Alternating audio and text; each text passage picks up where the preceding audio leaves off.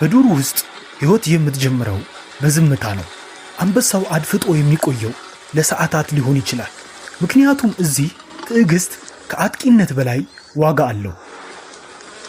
ርቀቱ እየጠበበ ሲመጣ ትንፋሹም ይቀንሳል። እያንዳንዱ እርምጃ ሳይሰማ፣ እያንዳንዱ እንቅስቃሴ ሳይታወቅ አዳኙ ወደ ግቡ ይቃረባል። ንፋሱ እንኳን ምስጢሩ እንዳያቃልጥ አቅጣጫውን ጠብቆ ይጓዛል። እናም ዝምታው በኃይለኛ ፍንዳታ ይተካል። አሁን የጡንቻና የፍጥነት ፉክክር ነው። በሰዓት እስከ 80 ኪሎ ሜትር የሚደርስ ግስጋሴ።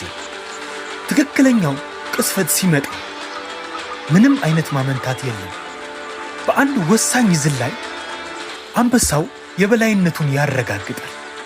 ይህ የተፈጥሮ ጨካኝ ግን እውነተኛ ሕግ ነው። የሳቫናው ንጉሥ አሁንም ክብሩን አስጠብቆ ቀጥሏል። በተፈጥሮ ውስጥ ፈጣን